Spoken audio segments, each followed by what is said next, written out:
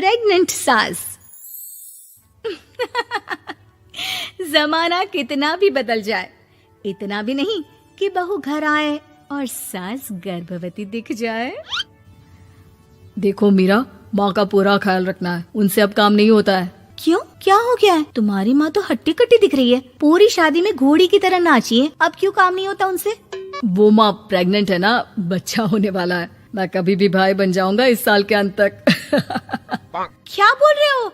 वो सर पर हाथ रखकर बैठ जाती है। यार पहले क्यों नहीं बताया? कैसा मजाक है ये? झूठ बोल रहे हो ना? हाँ, झूठ बोल रहे हो ना? तभी ससुर की आवाज आती है। बहू, पानी गरम कर दे, तेरी सास को दवाई देनी है। समय पर दवाई ना दी तो परेशानी हो जाएगी। और हाँ, जरा काजू पीस कर दूध में मिलाकर ले आना। तेरी सास खुद से तो अपनी संभाल करेगी नहीं। हे भगवान, ये मैं क्या सुन रही हूँ? ये ससुर जी को क्या हो गया है? मैं क्या सोच कर आई थी? हाय रे, मैं तो किसी को मुंह भी नहीं दिखा पाऊंगी। अब ये रोना धोना बाद में करना, पहले गर्म पानी कर दो। माँ को दवाई देनी होगी। और हाँ, रात को माँ के पैरों में तेल लगा देना। बहू को गुस्सा आ जाता है। वो बड़बड़ करती किचन में जाती है जहाँ उसका ससुर खड़ा होता है। एक बड़ी जिम्मेदारी है हम सबके सरों पर। इस उम्र में माँ बनना खतरे से खाली नहीं होता। हाँ हाँ पता है, तो क्यों बन गई माँ? अरे खतरे से कम नहीं है तो क्या जरूरत थी लल्ला पैदा करने की? कैसी बात कर रही हो बहू? क्या तुम खुश नहीं कि घर में एक नया मेहमान आएगा, छोटे छोटे पैरों से पूरे घर में घूमेगा? पिताजी, ये हाथ जोड़े आपके, आप यहाँ से जाओ। ये शायरी बाद में बताना, अभी मैं पानी गरम करके थर्मस में दे देती हूँ। सारा दिन पिलाते रहो गरम पानी। और हाँ, ये बच्ची की बात बार बार मुझसे कोई नहीं करेगा। बहू का पारा अब चढ़ा ही रहता था। वो काम तो सारा करती, लेकिन किलस किलस कर। मीरा सारे काम से फुर्सत पाकर बैठी होती है कि माँ का फोन आ जाता है। बेटा, बहुत बड़ी जिम्मेदारी है तेरे सर पर, अच्छे से निभाना। ससुराल में हर किसी को खुश रखना वैसे तो मुश्किल है, लेकिन भगवान ही हिम्मत देता है बहू को हर कुछ सहकर सबको खुश रखने की। क्या बड़बड़ किए जा रही हो माँ? जानती भी हो कि यहाँ क्या चल रहा है?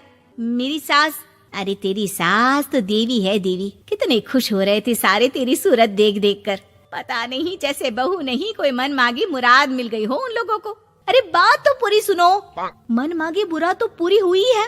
अरे मेरी सास को बच्चा होने वाला है, प्रेग्नेंट है वो। क्या बकवास कर रही है मीरा? ये बात किसी को कहना मत। मुझे तो बता दिया, लेकिन अब अपनी जबान सिल ले। कहाँ है तेरी सास? बात तो करा मेरी। पूछू जरा, पोता पोती खिलाने की उम्र में खुद का बच्चा खिलाने का शौक कहाँ से आ गया?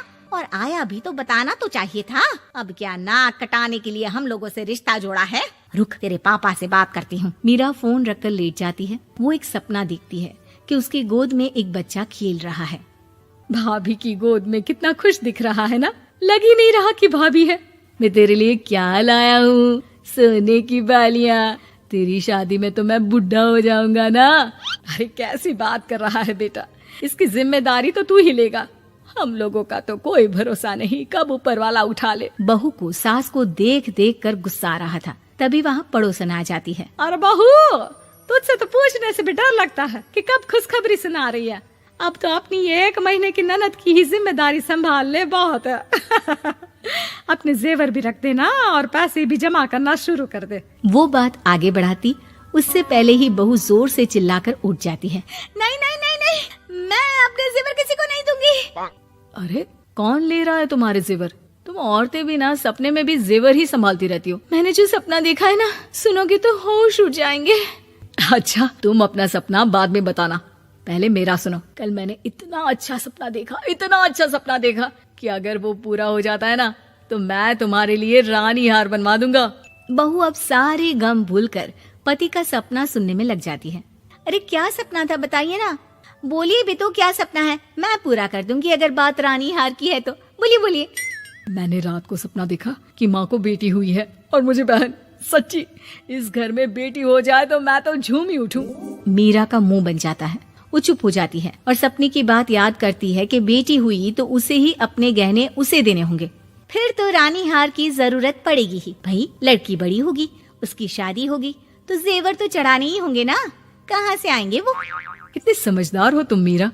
मैंने भी यही सोचकर तुम्हारे लिए रानी हार लेने का सोचा था। अरे फूटी किस्मत मेरी जो ऐसा परिवार मिला।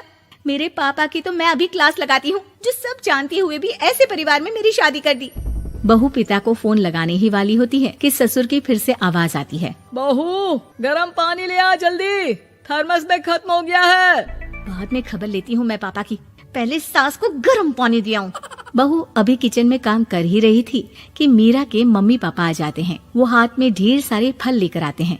मीरा के पिता मीरा के ससुर से कहते हैं, लीजिए भाई साहब, ये फल रखिए, बहन जी को खिला दीजिएगा।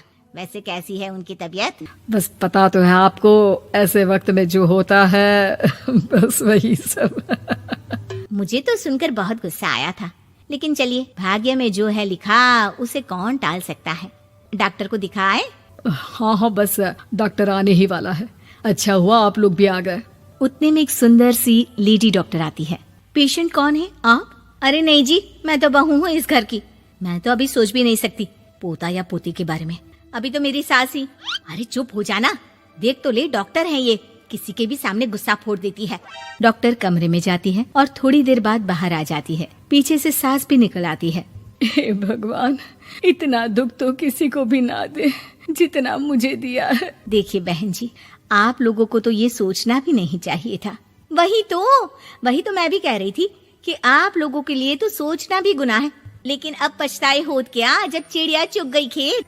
डॉक्टर वहाँ से चली जाती है। मैं माँ नहीं बन सकती, मैं प्रेग्नेंट भी नहीं हूँ। ये कैसे? तुम तो बोल रही थी कि अरे वो गैस का दर्द था और पेट भी गैस से फूल रहा था। डॉक्टर ने चूर्ण दे दिया है, गर्म पानी से फांकना है। मैं अभी लाती हूँ गर्म पानी। अरे मैं तो गीजर ही लगा देती हूँ। हाय रे, खुशी के मारे पागल ना हो जाओ।